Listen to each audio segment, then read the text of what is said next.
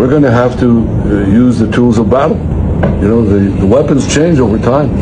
You can't fight today with swords. That doesn't work very well, okay? And you can't fight with cavalry. That doesn't work very well. And you have these new things, you know, like drones, things like that. I won't get into that. But we have to fight with the weapons that apply to the battlefields in which we're engaged. And the most important ones are the social media. And the most important purchase that is going on right now is followers. TikTok, number one. We have to fight the fight.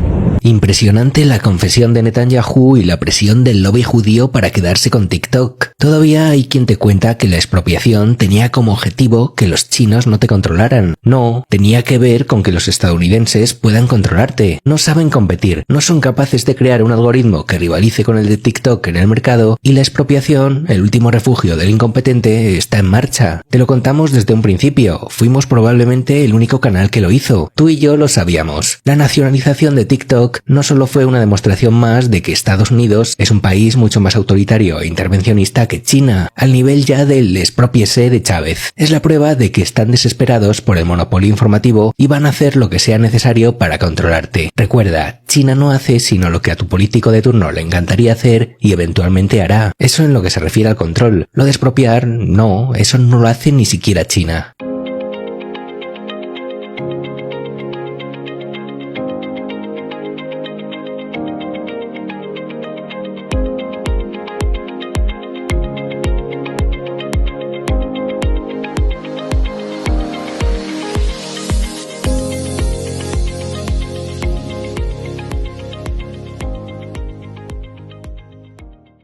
Saludos liberales clásicos de América Latina y el mundo, sean bienvenidos una vez más a estos espacios de política internacional, esta sección que desde el Partido Fusionista de Guatemala presentamos para nuestros colegas liberclásicos a lo largo y ancho del continente, desde México hasta la Argentina, para dar a conocer las soluciones reales y definitivas que nuestros países necesitan para convertirse en países verdaderamente potencias mundiales.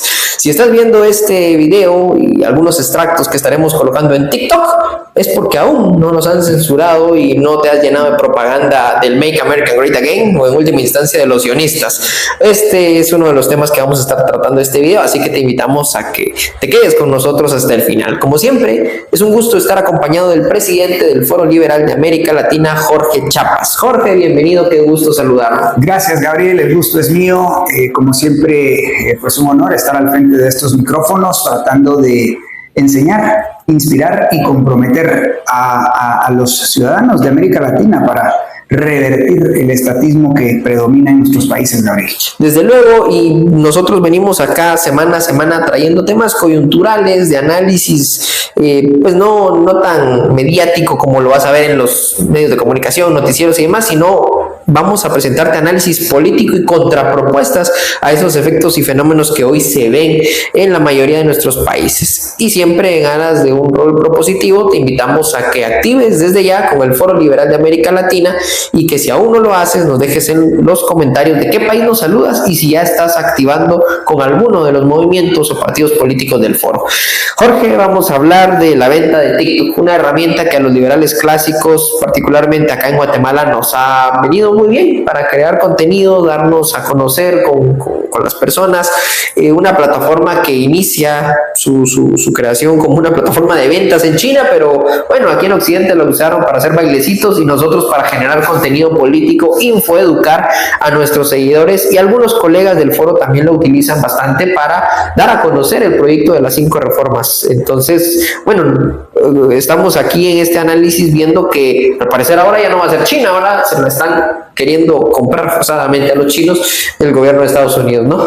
Sí, bueno, Gabriel, lo cierto es de que en este proceso del declive de Occidente que vivimos en estas últimas décadas, posiblemente en este siglo, y el surgimiento de China como superpotencia global, pues la batalla no se da necesariamente digamos, no es una batalla directa y frontal, ¿no? Como las guerras que hemos vivido en el pasado, sino pues la guerra es una guerra mediática, ¿no? La batalla mediática se da y bueno, pues está llegando a a estos extremos, digamos, ¿no? Una red social que nace digamos, de la inteligencia de algunos chinos, ¿verdad? Y pues bien, hoy ha sido comprada, entre comillas, tú decías comprada forzosamente, ha sido comprada por Oracle, una empresa norteamericana cuyo principal accionista es Larry Ellison. Una persona que es, bueno, según escuchamos en las redes sociales del Ron Paul Institute y especialmente al doctor Ron Paul y a su mano derecha, Daniel McAdams, pues dicen que Larry Ellison es el segundo hombre más rico del mundo y el donante privado más grande del ejército israelita. Entonces, pues bien, esto confirma la tesis también que propone nuestro amigo y colega Adrián Díaz Marro, ¿no? Sobre la necesidad de controlar la información que llega a nuestros dispositivos y celulares para impulsar la causa del sionismo judío, que se le pega muy bien al sionismo cristiano en América Latina. Y pues de esa cuenta, pues el tema Israel aparentemente va a seguir siendo muy, muy importante en los próximos días, meses y años. Y pues bien, nosotros lo que decimos al respecto es de que el sionismo judío o de lectura cristiana, sea cual sea, pues no es una ideología política digamos, correcta, buena, y más bien, pues eso nos está llevando a crear un estado permanente de conflicto y de choque entre Occidente y Oriente. Y eso trae consecuencias negativas y nefastas para todo el mundo, pues prácticamente, ¿no? Porque el comercio, que es pues básicamente esa cooperación voluntaria que nos permite resolver nuestros problemas, satisfacer nuestras necesidades, pues básicamente va a estar supeditado a estos conflictos globales que vemos entre Occidente y Oriente, provocando escasez, provocando inflación y provocando, pues esto que llaman los expertos las guerras proxy, ¿no? O sea, estas guerras que no se dan de forma directa entre las superpotencias, sino se dan entre países o naciones satélite, ¿no? El caso de Rusia y Ucrania, bueno, que es digamos un ejemplo, y el caso de Israel con pues todos los países que le circundan, ¿no? Empezando por Palestina. Entonces, Gabriel, estamos ante una situación muy, pero muy delicada. TikTok, pues bueno, hay que recordar también que mucha gente solía ver TikTok como una red social donde los chinos nos manipulaban. Y pues bien, ahora pues TikTok va a ser de una empresa norteamericana cuyo principal accionista es pro-sionista, es pro-Israel, y pues bueno, ya te imaginas el algoritmo cómo va a intentar manipularnos, ¿no? Como bien dice Adrián Díaz Marro, Estados Unidos no ha sido capaz de competir contra el algoritmo de TikTok y crear una red social que en todo caso compita libremente, sino que más bien lo que ahora están haciendo es comprar TikTok, ¿no? Sí. Seguramente los chinos ya están creando una nueva red social, así que bueno. Bueno, creo que existe RedNote, que fue la alternativa a la cual se volcaron decenas, cientos o miles de estadounidenses cuando en el periodo de la transición de gobierno se había suspendido el uso de TikTok en Estados Unidos. Claro, bueno. Y bueno, los chinos ya estaban usando RedNote, impresionante. Los chinos son una cuestión impresionante por el tema de la rapidez con la que dieron a conocer que es básicamente un TikTok de color rojo, ¿no? Y los estadounidenses impresionados, Jorge, porque en esa red evidenciaban cómo era la cotidianidad china y todos los gringos maravillados con lo que era China, ¿no? Claro. Y es que esto confirma la tesis de Neil Ferguson, a quien le preguntaron hace algunos años si creía que China iba a ser una potencia global. Y su respuesta fue desde luego. O sea, China ha sido siempre una potencia global, excepto en el siglo XIX, ¿no? O sea, salvo el siglo XIX, bueno, porque ya a finales del siglo XX empieza a despegar, pero bueno, es ese siglo de las humillaciones, Gabriel, el siglo de las humillaciones que empiezan con las guerras del opio que fogonea el Reino Unido y las diferentes embestidas que ha sufrido por Francia, por Japón, por Estados Unidos, por el Reino Unido. Y pues bien, a partir de los años 80, Deng Xiaoping rompe, digamos, con toda esta lógica, abre China al mercado internacional, privatiza, desregula, abre los mercados y pues bien, los resultados de las libertades económicas los estamos viendo con estos fenómenos: construcción de obras de infraestructura física colosales, creación de tecnología, ¿no? Y por supuesto fabricando casi cualquier producto que nos rodea, que viene desde el lejano oriente, ¿no? De hecho, la cámara que me está enfocando en ese momento es China, Jorge. Esperamos que les guste, ¿no? Y bueno, las cámaras que nos están enfocando, si bien es cierto, algunas no son de diseño chino, pues todo es ensamblado, al menos en el sudeste asiático. Sí. Y el sudeste asiático ha sido de alguna manera impregnado con este espíritu de comercio, de libre comercio que China ha inspirado en al menos los últimos 40 años, ¿no? Y bueno, nosotros somos asiduos consumidores de contenido político, seguramente nuestro algoritmo se va a ver afectado, al menos a mí me aparece uno que otro video de vez en cuando bueno, para dar a conocer cuál es la situación que vive la Franja de Gaza, que vive Palestina, la ayuda que ha enviado China con esos aviones cargados de suministros médicos y alimentos. Seguramente eso va a dejar de aparecerme ahora que va a estar controlado por el sionismo judío, ¿no? Bueno, lamentable este tema de que los gobiernos pues se entrometan, ¿no? Y de manera forzada hagan que empresas privadas vendan, porque al final TikTok como red social es una empresa privada, ¿no? Veremos cómo se sigue dando este fenómeno del control de la información por ahí. A ti que decías ser controlado por los chinos, a ver si te gusta ser controlado por los norteamericanos, ¿no? Exactamente. Y bueno, esa frase que dice Adrián, ¿no?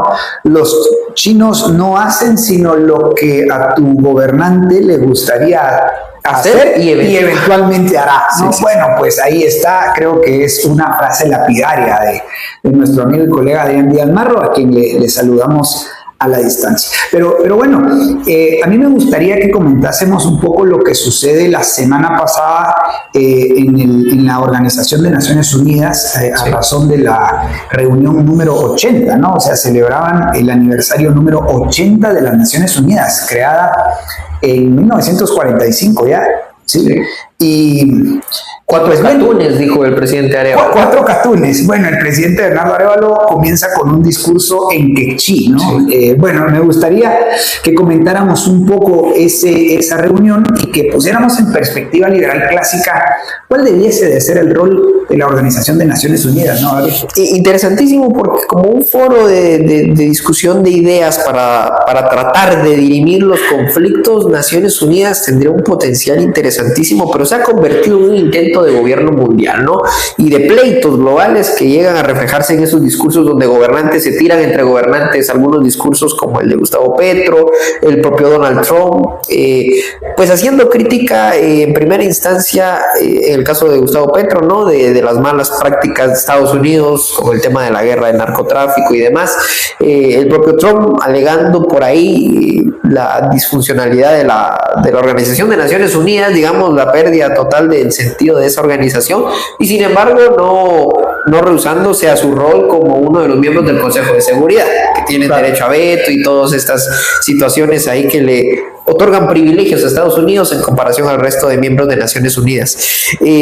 Bueno, la mayoría de discursos quizás pasan a ser analizados en clave liberal clásica por nosotros, y la mayoría tienen un tinte socialista, estatista, propio de los gobernantes que van ahí. Uno de los más rescatables, lo mencionábamos detrás de cámaras, ¿no? Era el discurso del embajador de Rusia, ¿no?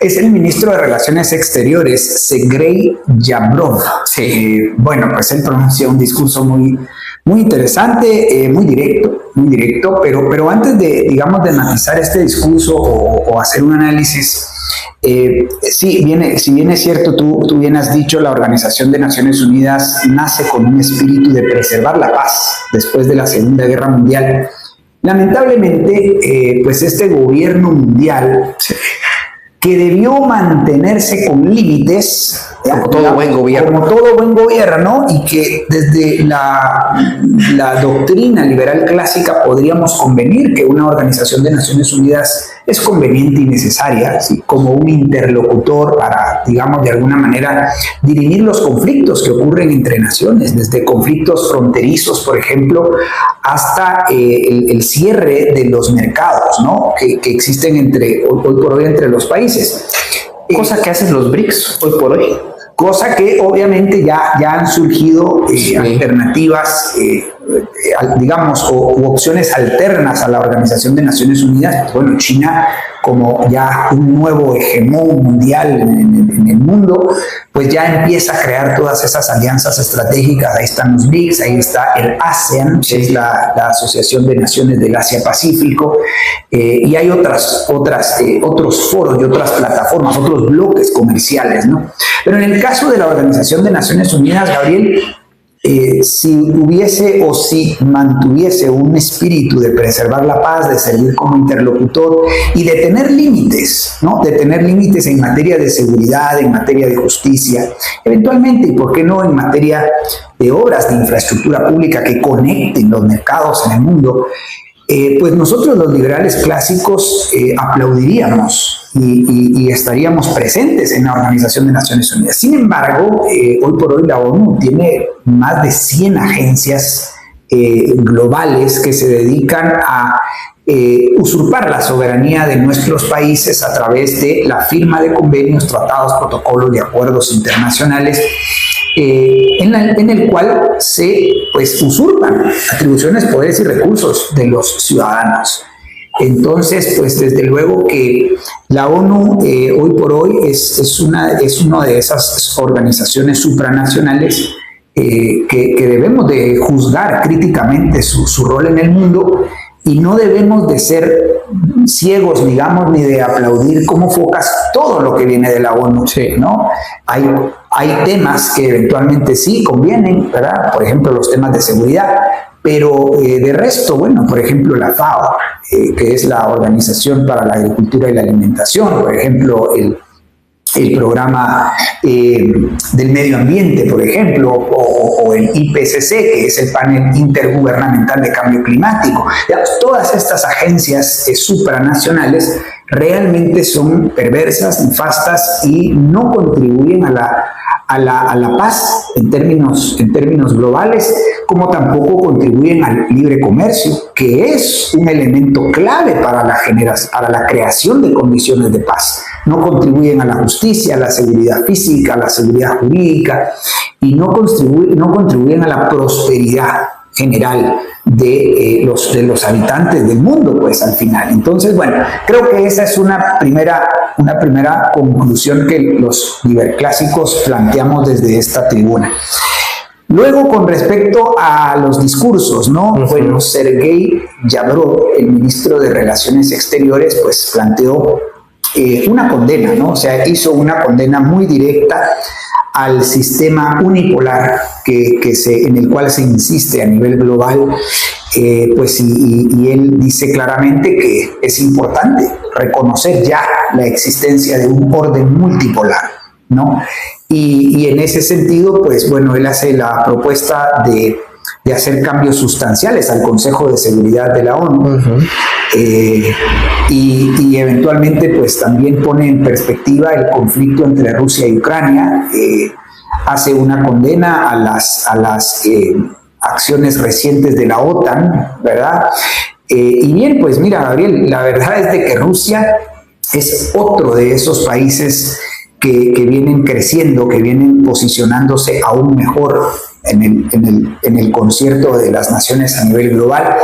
Nos parece a nosotros que ha ganado la guerra contra Ucrania, la ha ganado mediáticamente, la ha ganado estratégicamente, y bien, pues a pesar de las sanciones que le han caído por parte de Occidente, Rusia, no obstante, sigue creciendo económicamente, si no del todo sostenidamente, pero sí mantiene un crecimiento económico relativamente constante, y eso demuestra, ¿no?, que lo que hemos logrado, pues es, o lo que ha logrado el Occidente en su afán de reducir a Rusia a otro nivel, pues ha obligado a Rusia a hacer alianzas estratégicas con el sudeste asiático, especialmente con China, ¿no? Claro. Aunque, como dice Gabriel, Rusia y China no son los mejores amigos, ¿verdad? Porque pero se toleran, ¿no? Se toleran, se aceptan y bueno, pues están creando una fuerza que eventualmente pues está logrando que el hegemón hasta hace algunos años, Estados Unidos,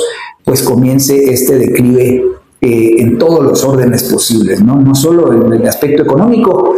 Veíamos ayer el cierre del gobierno hace unas horas y sí, bueno, la caída de las bolsas, pero también un declive en materia intelectual, en materia moral, y pues obviamente en materia económica, ¿no? Y de hecho, bueno, como bien dice nuestro colega Adrián Díaz Marro, ese proteccionismo y ese sancionismo es un daño al adversario incierto y un daño asimismo seguro, ¿no? Estados Unidos, la Unión Europea y bueno, en general Occidente, que decidió aislar a Rusia, lo que hicieron es empujarlo a los brazos de China, y vea qué bien les ha ido. Muchos expertos dicen, a pesar de la guerra, Rusia se supo levantar. Yo diría es que nunca cayó. Rusia nunca cayó y supo establecer esas alianzas de cooperación, de tolerancia. Históricamente, insistimos, China y Rusia no han sido los mejores amigos y sin embargo han creado estos foros alternativas a Naciones Unidas, Jorge, que insisto, dan hasta mejores resultados. En esos foros veíamos por fin la resolución de ese conflicto fronterizo entre la India y China, algunos conflictos en Medio Oriente que se han solucionado gracias a la intervención de China, pero no intervención en clave militar como le gusta a los norteamericanos, sino una sana, pues digamos, dinámica en la cual las partes exponen sus demandas, sus necesidades. China sirve como mediador y en esos espacios de cooperación económica se establecen mejores acuerdos que los que establecen Naciones Unidas. Acuerdos, pactos o protocolos, Jorge, que en nuestros países han dado vida a decenas, cientos, incluso miles de leyes malas que tenemos que derogar, y a esos acuerdos que tenemos que rescindir, parcial o totalmente, ¿no? Porque someten nuestra soberanía y bueno, son el ejemplo perfecto de lo que es un gobierno ilimitado extrapolado a nivel global, dañino para nuestros países. Correcto, Gabriel, bien dicho, donde pasan las mercancías no pasan las balas, decía el diputado francés de mitad del siglo XIX, Frédéric Bastiat, quien es uno de nuestros grandes referentes como liberales clásicos. Y sí, creo que China, directa o indirectamente, a través de los, digamos, del libre comercio que está impulsando prácticamente en el Oriente Próximo, en el Oriente Medio y en el lejano Oriente, pues está creando esas condiciones de paz. Y no sé, Gabriel, hasta dónde pues voy a ponerlo en clave teológica, ¿no? Y este es un análisis para los cristianos muy especialmente, pero es paradójico que en el lado del mundo donde existimos la mayor cantidad de cristianos, realmente estemos bajo condiciones de miseria, de pobreza, de ignorancia, de guerra, de injusticia, de opresión. Y donde no hay una mayoría de cristianos, que es en el sudeste asiático, pues estén estas condiciones, ¿no? Es de alguna manera paradójico, pero las escrituras nos recuerdan que si los cristianos, si los que conocemos la verdad revelada, no alzamos la voz, no defendemos esos principios jurídicos, éticos, económicos que han sido consagrados en la Biblia, para la prosperidad de nuestras naciones, pues Dios mismo hará hablar a las piedras, dice, ¿no? Y bueno, en este caso allá no son cristianos, pero hay una cultura, digamos, de valores, virtudes, principios que conducen a la prosperidad, ¿no? Sí. Y bueno, ahí está, por ejemplo, el confucianismo, ¿no? El confucianismo que desde luego no estamos invitando a que adhiera usted al confucianismo, no. Simple y sencillamente lo estamos invitando a que conozca la realidad de aquellos países, de aquel continente y sepa que en todo caso el confucianismo pues es una perspectiva filosófica que tiene algunos paralelismos con el cristianismo, ¿no? Quizás esto se entienda mejor cuando entendemos un orden moral objetivo, como lo explica C.S. Lewis, ¿no? Y a mí me ha interesado muchísimo ese tema porque más allá de que hayamos sido impregnados con una religión específica, aunque los cristianos creemos firmemente que la religión verdadera es el cristianismo, ¿no? Pero de alguna manera, pues hay un orden moral objetivo, ¿sí? Hay una ley natural.